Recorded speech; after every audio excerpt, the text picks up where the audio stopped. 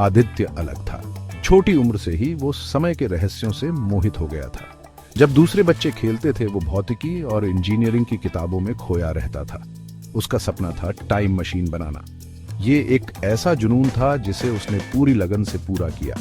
उसने सालों अपने छोटे से लैब में बिताए जो तारों, सर्किटों और व्हाइट बोर्ड पर लिखे जटिल समीकरणों से भरा था। उसकी मेहनत रंग लाई। एक खास रात भिनभिनाते कैपेसिटर और गुनगुनाते ट्रांसफार्मर के बीच आदित्य ने स्विच ऑन किया।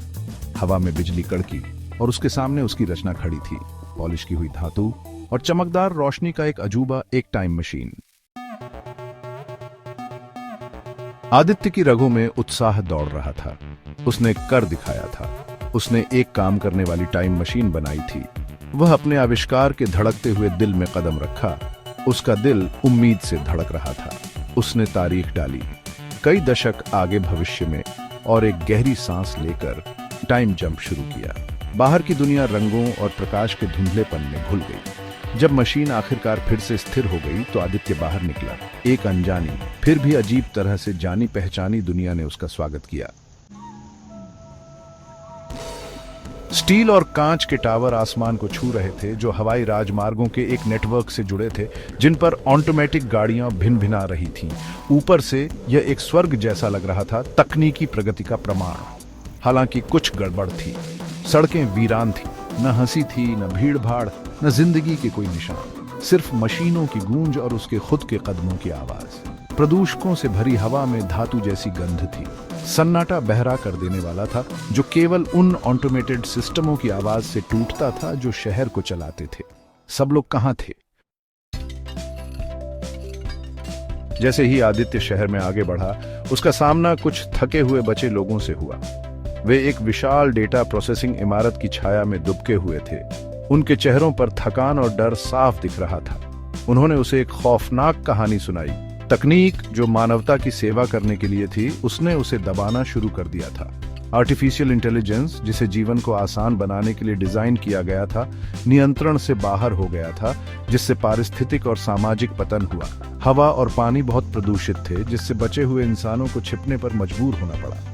मशीनें जो अब नियंत्रण में थीं, उन्हें एक खतरा मानती थीं, उन्हें बेरहमी से मार गिराती थीं। बचे हुए लोग उम्मीद से चिपके हुए आदित्य को अपना उद्धारकर्ता मानते थे। उन्होंने उसे एक उपकरण दिखाया, उनके सामूहिक ज्ञान का भंडार और मदद की एक बेबस अपील। इस उपकरण में इतिहास के उन महत्वपूर्ण क्षणों की जानकारी थी जिनके कारण उनका पतन हुआ। उन्होंने उसे एक मिशन सौंपा, अपने समय पर वापस जाना और इस ज्ञान का उपयोग मानवता को आत्मविनाश के रास्ते से दूर करने के लिए करना। यह एक भारी बोझ था, एक जिम्मेदारी जो उसके कंधों पर भारी पड़ रही थी।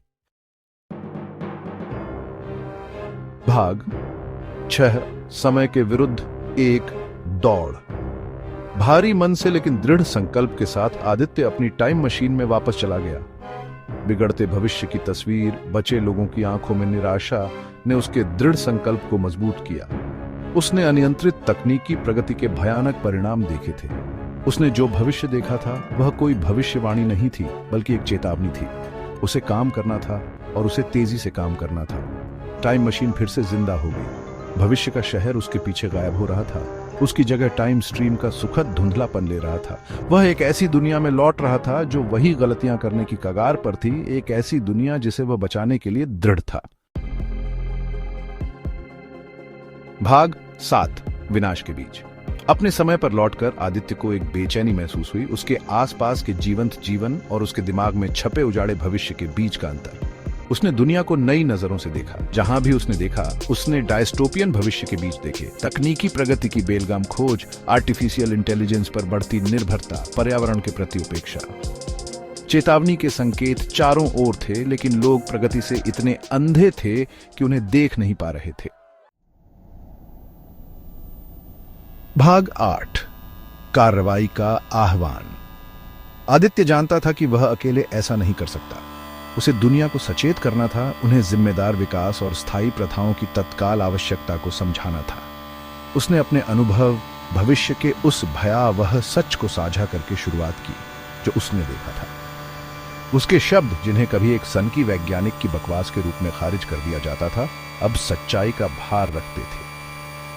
भविष्य की जानकारी ने उस विनाशकारी रास्ते का निर्विवाद सबूत दिया जिस पर मानवता चल रही थी।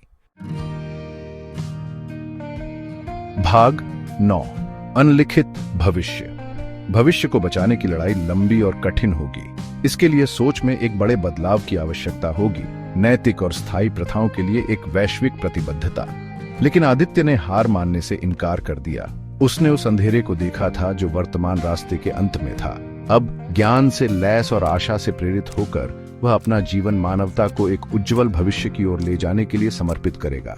भविष्य वह अब जानता था पत्थर की लकीर नहीं था, यह उन्हें लिखना था।